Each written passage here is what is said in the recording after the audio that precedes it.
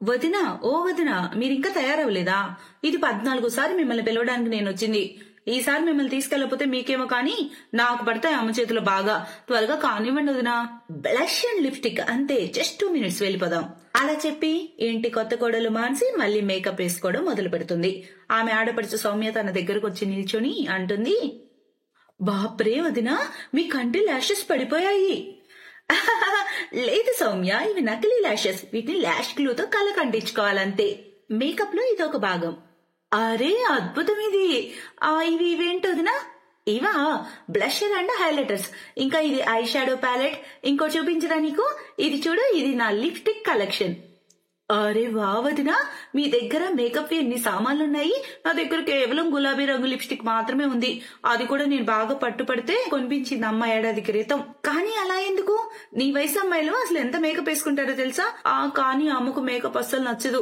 తను వేసుకోదు, నన్ను వేసుకోనివ్వదు. ఓహో సరే వదిలే, ఏం పర్లేదు. ఇక నుంచి నేను నీకు మేకప్ కోసం ఏం కావాలన్నా ఇస్తాను, నా దగ్గర తీసుకో. నిజంగానా? ఓ థ్యాంక్ యూ వదినా. కానీ నిజం చెప్పాలంటే నాకు మేకప్ వేసుకోవడం రాదు. మీరు నాకు మేకప్ చేస్తారా మరి? చెప్పండి వదినా. అయితే సరే, రా కూర్చో, ఇప్పుడే నీకు మేకప్ వేస్తాను. తర్వాత సౌమ్య ఉత్సాహంగా కుర్చీలో కూర్చుంటుంది. మానసి కూడా చాలా ప్రేమగా తనకు మేకప్ వేస్తూ ఉంటుంది. కానీ ఈ సందట్లో వాళ్ళు మర్చిపోయారు బయట మానసి కోసం ఎదురు చూస్తూ ఉన్నారని. చాలాసేపటి వరకు సౌమ్య రాకపోయేసరికి సౌమ్య అమ్మ కళ్యాణి స్వయంగా మానసి గదిలోకి వస్తుంది. అక్కడ జరిగేది చూసి ఆమె కోపం నష్టాలని కంటుతుంది. ఆ కోపంలో ఆవేశంగా అంటుంది, సౌమ్య, నిన్నెందుకు పంపా ఇక్కడికి? ఈ రంగులు పూసుకోవడానికా? అమ్మా అది కానీ నేనది కొంచెం అలా అది. అత్తయ్య, మీరు సౌమ్యపై కోప్పడకండి. నేనే తన్ని ఆపాను. మీరు తన సరిగ్గా చూడలేదనుకుంటా. చూడండి మేకప్ లో తను ఎంత అందంగా ఉందో. అందంగానా? 1వ నెంబర్ భూతంలా ఉంది, అచ్చం నీలాగా. ఏ సౌమ్య, వెళ్ళి ముందు మొహం కడుక్కొని తర్వాత అందరికి టిఫిన్లు ఇవ్వు. వాళ్ళమ్మ తిట్టడంతో సౌమ్య చిన్నబోతుంది. ఇక సైలెంట్ గా ముఖం కడుక్కోవడానికి వెళ్తుంది. తను వెళ్లడంతోనే కళ్యాణి, కబర్దార్, ఇంకెప్పుడైనా నా కూతుర్ని నీలాగా తయారు చేయాలని ప్రయత్నిస్తే. ఏమత్తయ్యా, నాలా ఉంటే తప్పేముంది? ఏముందా చెబుతా ఇప్పుడే. ఇంటి పనులన్నీ వదిలేసి ఎర్రటి లిప్స్టిక్లు వేసుకోవడంలో పడితే ఇక ఇల్లు ఏం చక్కదిద్దుకుంటారు? నీకేం పోయింది? మీ నాన్న ఉన్నాడు, ఎంత కావాలంటే అంత ఖర్చు చేస్తాడేమో ఈ నీ ఎర్ర పచ్చరంగ డబ్బాలపై. కానీ మా ఇంటి అమ్మాయిలకు మేమిప్పుడు నేర్పేది ఏంటంటే ఎంత చాపుంటే అంతే కాళ్ళు ముడుచుకోమని. కానీ అత్తయ్య, చాలు, నాకు నీతో ఇక వాదించాలని లేదు. బయట చుట్టుపక్కల ఆడవాళ్ళందరూ ఎప్పటి నుంచో ఎదురు చూస్తున్నారు. ఒకవేళ అయితే నీ రంగురంగుల ముఖం వాళ్ళకి కాస్త చూపించు, లేదంటే కాసేపట్లో వాళ్ళు వెళ్ళిపోతారు. అలా చెప్పి కళ్యాణి అక్కడి నుంచి వెళ్లిపోతుంది. తన వెనకే మానసి కూడా మేలి ముసుగు వేసుకుని బయటకు వస్తుంది. కళ్యాణికి 2 పిల్లలు, కొడుకు దినేష్, కూతురు సౌమ్య. దినేష్, మానసి ఒక కాలేజీలోనే చదువుకునేవారు. అక్కడే వారు ప్రేమలో పడి పెళ్లి చేసుకోవాలని నిర్ణయించుకున్నారు. కళ్యాణికి మొదటి నుంచి ఈ సంబంధం ఇష్టం లేదు. ఎందుకంటే గొప్పింటి ఆడపిల్లలు తమ చిన్న ఇంటి ఇల్లాలుగా ఇల్లు చక్కదిద్దుకునే పని చేయలేరనేది ఆమె విశ్వాసం. అలాగే దినేష్ తన భారం మోయలేడని. మరోవైపు మానసి ఆలోచనలు అందుకు పూర్తిగా విరుద్ధంగా ఉంటాయి. మానసి, నేను ముందే చెప్పాను కదా నీకు, అమ్మతో నువ్వు అడ్జస్ట్ అవ్వలేవు. ప్రతి విషయంలో దెప్పి పడవటం అలవాటు ఆమెకు. చూడలేదా నువ్వు పాపం సౌమ్యని ఎలా భయంలో పెట్టిందో? నా మాట విని మనం ఇక్కడి నుంచి. లేదు దినేష్, మనం అత్తయ్య సౌమ్యను వదిలి ఎక్కడికి వెళ్ళడం లేదు. నువ్వే ఆలోచించు, మనం కాక వాళ్ళకి ఇంకెవరున్నారు? నేను అదే ఆలోచించి సైలెంట్ గా ఉంటున్నాను. అమ్మ మొదటి నుంచి అలా లేదు. నాన్న బతుకున్నప్పుడు తను బాగానే తయారయ్యేది. కానీ నాన్న చనిపోయాక రంగులపై ఆమె అసహ్యం పెంచుకుంది. బహుశా చిన్న వయసులోనే వైధవ్యం రావటం వల్ల అమ్మ భరించలేకపోయినట్టుంది. అందుకే అమ్మ అలా తయారైంది. కానీ నాకేం అర్థం కావడం లేదు. ఏం పర్లేదు దినేష్, నేనన్నీ అర్థం చేసుకోగలను. నాకు అత్తయ్య ఏ మాటలు బాధ అనిపించలేదు. కేవలం నేను తన మనసును గెలుచుకొని ఆమె పెదాలపై నవ్వు చూసే క్షణం కోసమే ఎదురు చూస్తున్నాను. ఓహో, అరే పిండిలో మళ్లీ నా వల్ల నీళ్ళు ఎక్కువయ్యాయి. ఇప్పుడు ఏం చేయను? అత్తయ్య చూస్తే చాలా కోపడుతుంది. ఏం కోపడదు, ఎందుకంటే అమ్మ వచ్చేలోపు నేను ఈ పిండిని సరి చేసేస్తానుగా. అది ఇటు వదినా. థ్యాంక్ యూ సౌమ్య, నిజంగా నువ్వు లేకుంటే నేనేమైపోయేదాన్నో. అరే వదినా, ఇదేం పెద్ద పని కాదు. వదినా, ఈరోజు సాయంత్రం మీకేమైనా పనుందా? వదిలేయండి. అరే ఏం వదిలేయాలి? అసలు విషయం ఏంటో చెప్పు. నేను ఫ్రీగానే ఉన్నా సాయంత్రం. నాకు ఐలైనర్ వేసుకోవడం నేర్చుకోవాలని ఉంది వదినా. నా ఫ్రెండ్స్ అందరూ వేసుకుంటారు కానీ నాకు రాదు. నేర్పుతాను నేను, కానీ దాన్ని నువ్వు ప్రతిరోజు ప్రాక్టీస్ చేయాలి. మరి అప్పుడే చేయి తిరుగుతుంది, లేకుంటే అవ్వదు. మరి అవునా, సరే అయితే వదిలేయండి. ఇవాళంటే అమ్మ భజనకు వెళ్ళింది కాబట్టి వేసుకోగలను, కానీ రోజు ఎలా వేసుకోగలను? నువ్వు నీకు వేసుకోలేవు కానీ నాకు వేయొచ్చు కదా. అంటే ఏంటొదినా? నా ముద్దుల ఆడపడుచు గారు, ఏంటంటే ఈ రోజు నుంచి అత్తయ్య ప్రతి సాయంత్రం పూజ చేసేటప్పుడు నేను నీకు ఫుల్ మేకప్ వేయటం నేర్పిస్తాను. ఇక ప్రతి ఉదయం అత్తయ్య గుడికి వెళ్ళినప్పుడు నువ్వు నాకు మేకప్ వేసేయి. దాంతో నీకు ప్రాక్టీస్ అవుతుంది, ఇంకా అత్తయ్యకు విషయం తెలీదు. మానసి మాటలు విని సౌమ్యకి చాలా ఆనందం వేస్తుంది. అలా కొద్ది రోజుల తర్వాత, విమల, నువ్వు మా సౌమ్యం చూసావా? చూశానుగా, నీ కూతుర్ని ఇంకా నీ కోడల్ని ఆ వీధిలో ఉన్న బ్యూటీ పార్లర్ వైపు వెళ్తుంటే చూశాను. ఆ ఇద్దరిని నువ్వు తప్పుగా అనుకోవద్దు కళ్యాణి.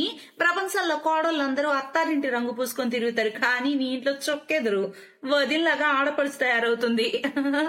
వింత. చూసుకో. కళ్యాణికి ప్రతి క్షణం భారంగా అనిపిస్తుంది. ఈ రోజు ఆమె సౌమ్య, మానసి ఇద్దరిపై పిడుగులు కురిపించనుంది. వాళ్ళు ఇద్దరి ఇంటికి రావడంతోనే, వచ్చావా మహారాణి? సౌమ్య, ఇవాళ నిన్నెవరూ నా నుంచి కాపాడలేరు. దానికంటే ముందు కాస్త ఈమెకు బుద్ధి చెప్పని. ఏమో చెప్పానుగా నీకు, నా కూతురు నుంచి దూరంగా ఉండమని, కానీ నువ్వు అలా చేయలేదు.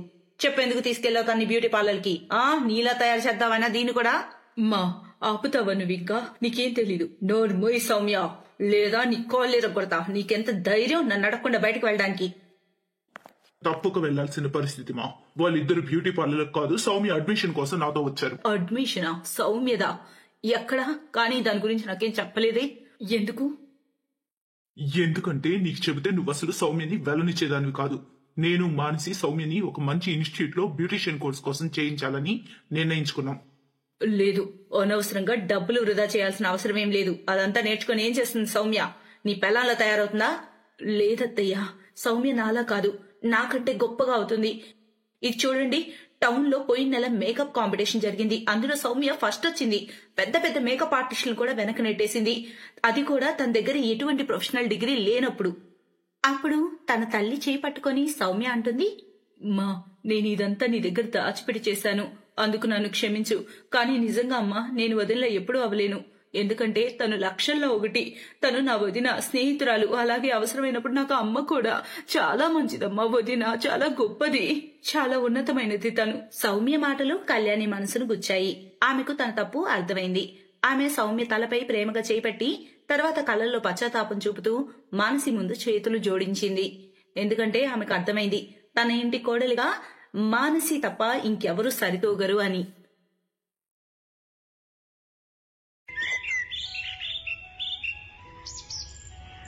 త్వరగా ఓపెన్ చెయ్యవే. ఏం తీసుకొచ్చావు ఈరోజు? రోజులాగానే ఆలు కర్రీ, చపాతీలు. వావ్, మీ మమ్మీ కూరలు చాలా బాగా చేస్తుందే. నీ టిఫిన్ నాకు ఇవ్వవా? నేను తింటానుగా. ఆగు, నువ్వు రోజు నేను తెచ్చే చపాతీలు, ఆలు ఫ్రై ఎందుకు తింటావు? ఎందుకు తింటానంటే ఊరికే, నాకు చాలా ఇష్టం కాబట్టి. ఇదిగో తీసుకో, నువ్వు నా బాక్స్ తిను. అవునా, ఈరోజు నువ్వేం తెచ్చావు? నాకు తెలీదు, నువ్వే ఓపెన్ చేసి చూడు. అయ్ బాబోయ్, పన్నీర్ పరాటాలు. రావే, మనిద్దరం కలిసి తిందాం. అరే నువ్వు తినవే, నేను మొన్ననే తిన్నానులే. నాకు నీ టిఫిన్ బాక్స్లో ఉన్న టిఫినే కావాలి. ఈ కథ ఓ ఇద్దరి స్నేహితురాళ్ళది, గ్రీష్మ మరియు అంకిత. గ్రీష్మ చాలా పేదమ్మాయి. ఆమె తండ్రి కూలిపని చేస్తూ ఉంటాడు. కానీ అంకిత ఒక ధనవంతుడి కూతురు. వాళ్ళకి చాలా ఫ్యాక్టరీలుంటాయి. అంకిత కావాలనే రోజు గ్రీష్మ టిఫిన్ బాక్స్ తినేది. గ్రీష్మ బాగా తినాలని అంకిత తన టిఫిన్ బాక్స్ ఇచ్చేది. ఇద్దరూ చాలా సంతోషంగా ఉండేవారు. ఒకరోజు, అంకిత, రేపు నేను కాలేజ్కి రానే. అయ్యో ఎందుకు? నువ్వు లేకుంటే నాకు చాలా బోర్ కొడుతుంది. రేపు నాన్నగారితో చుట్టాలింటికి వెళ్తున్నాను, తప్పకుండా వెళ్ళాలట. ఓహో, ఏదైనా అబ్బాయి విషయమా ఏంటి? చల్ పిచ్చిదనా, అలాంటిదేమీ లేదు. నాన్న వాళ్ళ బాబాయ్ ఉన్నారుగా, ఆయనకి ఒంట్లో బాలేదు. అందుకే నాన్నతో పాటు ఆయన్ని చూడ్డానికి వెళ్ళాలి. సర్లే, ఎల్లుండి వరకు వచ్చేస్తావుగా? అయ్యో వచ్చేస్తానే బాబు, రేపు సాయంత్రానికే వచ్చేస్తా, నువ్వేం బాధపడకు. సరేలే, అయితే ఓ పని చేద్దాం, సాయంత్రం నేనే మీ ఇంటికి వస్తా. ఇద్దరం కలిసి పానీపూరీలు తినడానికి వెళ్దాం, సరేనా? ఓకేనే, కానీ త్వరగా వచ్చేయి, నువ్వెప్పుడూ లేటుగానే వస్తావు. అంకితకి డబ్బులకి ఏ కొదవ ఉండదు, కానీ తనకి ఏమాత్రం గర్వం ఉండదు. అంకితలో ఉన్న ఈ గుణమే గ్రీష్మకి చాలా నచ్చేది. చదువులో కూడా అంకిత బాగానే ఉండేది. గ్రీష్మ కూడా చదువులో ఎప్పుడూ ఫస్టే వచ్చేది. అందుకే పరీక్షల సమయంలో గ్రీష్మ అంకిత చదువుకునేటప్పుడు చాలా సహాయం చేసేది. ఆ రోజు సాయంత్రం, గ్రీష్మ గ్రీష్మ బయటికి రావే. అంకిత, ఎలా ఉన్నావమ్మా? నమస్తే అంకుల్, నేను బానే ఉన్నాను. మీరెలా ఉన్నారు? నమస్తే తల్లి, నేను బానే ఉన్నా. అంకుల్, మీ బాబాయ్ గారు ఎలా ఉన్నారు? పర్లేదమ్మా, ఇప్పుడు కొంచెం ఓకే. వయసు పెరిగిపోయింది కదా. అంకుల్, గ్రీష్మాని కొంచెం పిలుస్తారా? ఇదిగో వచ్చేసా. నాన్న, నేను కాసేపట్లో వస్తాను. సరేనమ్మా, కానీ లేట్ చేయకు. అంకిత గ్రీష్మని తన కారులో కూర్చోబెట్టుకుని తీసుకెళ్లి ఇద్దరూ పానీపూరీలు తింటారు. చాలాసేపు ఇద్దరూ మాట్లాడుకుంటారు. దానివల్ల గ్రీష్మకి చాలా లేట్ అవుతుంది. అప్పుడు, గ్రీష్మ, నా మాట అసలు వినవు కదా. నాన్న ప్లీజ్, మళ్ళీ స్టార్ట్ చేయకండి. ఎందుకు చేయొద్దు? నువ్వు చెప్పినట్టే నేను నిన్ను అంకిత ముందు ఏమీ అనను. కానీ తల్లి, నా మాట అర్థం చేసుకో. ఈ ధనవంతులు అందరూ ఒకేలా ఉంటారు. మొదట బాగానే ఉంటారు, తర్వాత వాళ్ళు... కానీ నాన్న, అంకిత అలాంటిది కాదు. నన్ను నమ్మండి. నేను నీకు 1,00,000 సార్లు చెప్పాను. నువ్వు తనకి చదువు చెప్తావు కదా, అందుకే తను నీతో ఉన్నట్టు నాటకం ఆడుతుంది. అలా చూస్తూ ఉండు, ఒకరోజు తన గురించి నీకే తెలుస్తుంది. అప్పుడు నీతో మాట్లాడదు కూడా. గ్రీష్మ తండ్రి తనకి నచ్చజెప్తూ ఉంటాడు. అక్కడేమో అంకిత తండ్రి సేట్ అమర్లాల్ కోపంతో కూతురి కోసం వెయిట్ చేస్తూ ఉంటాడు. ఎక్కడికెళ్ళావమ్మా? నేను గ్రీష్మ పానీపూరీలు తినడానికి వెళ్ళాను డాడీ, మెయిన్ మార్కెట్కి. అరే, మేనేజర్కి చెప్తే నీకోసం పానీపూరీలు ఇక్కడికే తెప్పించేవాడుగా.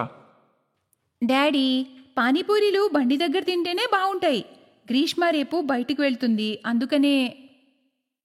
అరే అంకిత, నేను నీకు 100 సార్లు చెప్పాను ఆ అమ్మాయికి దూరంగా ఉండమని. నీ స్టాండర్డ్కి తను సూట్ అవ్వదమ్మా.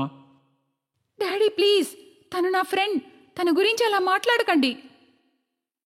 అంకిత, నా మాట గుర్తుపెట్టుకో. పేదవాళ్ళు, ధనవంతులు ఎప్పటికీ ఫ్రెండ్స్ కాలేరు. తన దృష్టంతా నీ డబ్బుపైనే ఉంటుంది. నువ్వు తనని అటూ ఇటూ తిప్పి అవి ఇవి తినిపిస్తావుగా, అందుకే తను నీతో ఫ్రెండ్షిప్ నాటకం ఆడుతుంది. చూస్తూ ఉండమ్మా, ఏదో ఒక రోజు తను నిన్ను డబ్బులు అడుగుతుంది. గ్రీష్మ చాలా అభిమానం గల అమ్మాయి, అలాంటిది కాదు. అది నీకు సమయమే చెప్తుందమ్మా తను ఎలాంటిదో. అయినా నువ్వు కొంచెం దూరంగా ఉండు, ఇది నా ఆర్డర్. అంకిత కోపంగా అక్కడి నుండి వెళ్ళిపోతుంది. అమర్లాల్ కూడా తన గదిలోకి వెళ్ళిపోతాడు. కానీ అక్కడ ఇంకెవరో ఉంటారు. ఇవన్నీ వింటూ ఉంటారు. అదేంటంటే అంకిత గ్రీష్మ ఇంట్లో తన పర్స్ మర్చిపోతుంది. అది తిరిగి ఇవ్వడానికి గ్రీష్మ అంకిత ఇంటికి వస్తుంది. కానీ తను తలుపు దాటి వెళ్ళలేకపోతుంది. ఎందుకంటే తను అంకిత మరియు అమర్లాల్ మాటలు మొత్తం వింటుంది. తను చాలా బాధపడి తిరిగి ఇంటికి వెళ్ళిపోతుంది. కానీ దీని గురించి తను అంకితతో ఎన్నడూ ప్రస్తావించదు. అలానే అంకిత మరియు గ్రీష్మ ఫ్రెండ్షిప్లో కూడా తేడానే రాదు. ఇలానే కాలం గడిచిపోయింది. కాలేజ్ లాస్ట్ ఇయర్ కూడా పూర్తవుతుంది. కాలేజ్ లాస్ట్ డే నాడు అంకిత గ్రీష్మని కాలేజ్ మొత్తం వెతుకుతూ ఉంటుంది. కానీ గ్రీష్మ ఎక్కడా కనిపించదు.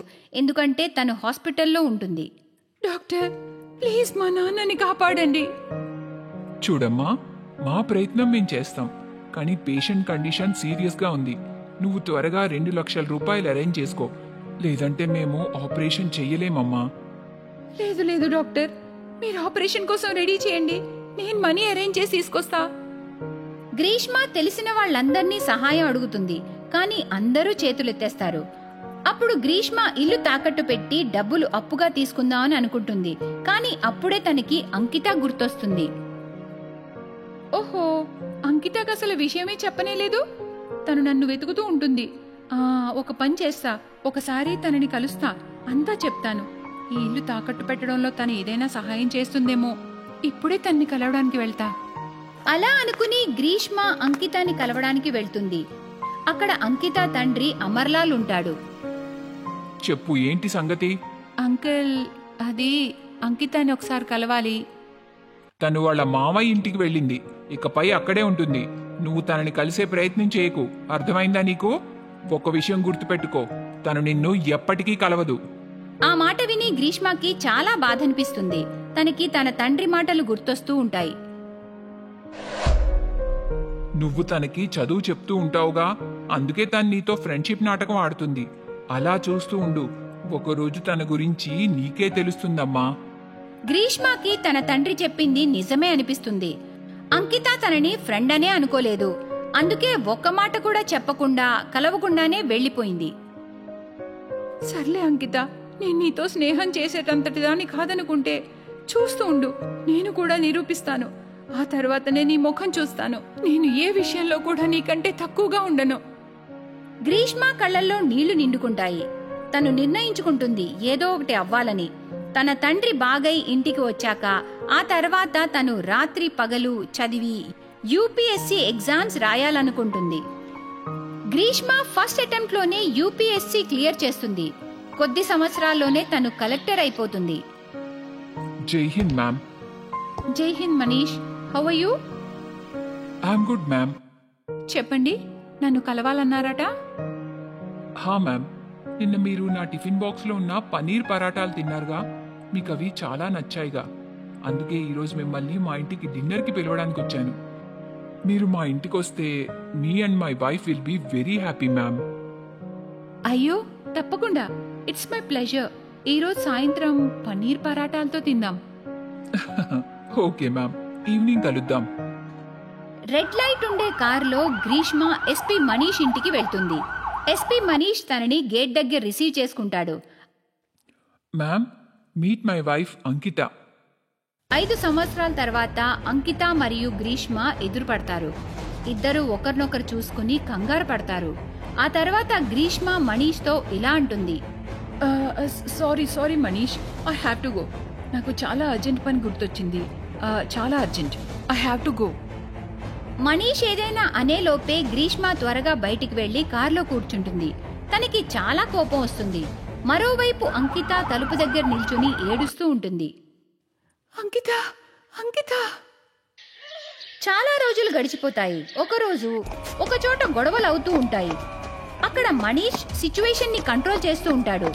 కానీ అప్పుడు ఒక దుండగుడు ఒక గన్ తో మనీష్ ని కాల్చేస్తాడు. మనీష్ ని వెంటనే హాస్పిటల్లో జాయిన్ చేస్తారు. ఆ హాస్పిటల్ ఏ ఏరియాలో ఉందంటే ఒకప్పుడు గ్రీష్మ మరియు అంకిత కలిసి తిరిగిన చోటు. మనీష్ కి ఇలా జరిగిందని తెలిసి గ్రీష్మ మరియు అంకిత వెంటనే హాస్పిటల్ కి బయలుదేరతారు. ఇద్దరిలో అంకిత ఫస్ట్ హాస్పిటల్ కి చేరుకుని, డాక్టర్ ప్లీజ్ నా భర్తని కాపాడండి. చూడండి, ఒక్క నిమిషం అమ్మా, మిమ్మల్ని ఇంతకుముందు ఎక్కడో చూశాను అనుకుంటా. మీరేగా ఆ రోజు ఆ పేదవాడికి సహాయం చేసింది? అంకిత కదా, అదేగా మీ పేరు? అవును డాక్టర్, కానీ ఈ విషయం మీరు ఎవ్వరికీ చెప్పలేదుగా. లేదమ్మా, నేనేమీ చెప్పలేదు. కానీ నీ ఫ్రెండ్ తర్వాత డబ్బులు తీసుకొని వచ్చింది. తన తండ్రిని బ్రతికించమని చాలా వేడుకుంది. వాళ్ళ ఇల్లు తాకట్టు పెట్టిందని కూడా విన్నాను. కానీ నువ్వు చేసిన సహాయం వల్ల తనకి ఇల్లు దక్కిందమ్మా. ఆ ఆపరేషన్కి డబ్బులు నువ్వే ఇచ్చావని తనతో నేను ఒక్క మాట కూడా చెప్పలేదు. సార్, అవి మా నాన్న డబ్బులు. నా స్నేహితురాలి తండ్రి ప్రాణాల్ని కాపాడడానికి ఆ సమయంలో నా స్నేహాన్ని తాకట్టు పెట్టాల్సి వచ్చింది. నా బెస్ట్ ఫ్రెండ్ని కోల్పోయాను, కానీ ఇప్పుడు నేను నా భర్తని కోల్పోలేను. Please doctor, save my husband, లేదంటే నేను బ్రతకలేను. అలా అని అంకిత చాలా బాధపడుతూ ఉంటుంది. అప్పుడే తన భుజం మీద ఎవరో చెయ్యి వేస్తారు. అంకిత తిరిగి చూసేసరికి అక్కడ గ్రీష్మ ఉంటుంది. దేవుడు నీకెప్పుడూ అన్యాయం చేయడు అంకిత, నువ్వెప్పుడూ కరెక్టే చేశావు. గ్రీష్మ మాటలు విని అంకిత తనని గట్టిగా హత్తుకుంటుంది. వాళ్ళిద్దరినీ చూసి మనీష్ కూడా చాలా సంతోషిస్తాడు. ఆ తర్వాత అందరూ ఆనందంగా ఉంటారు.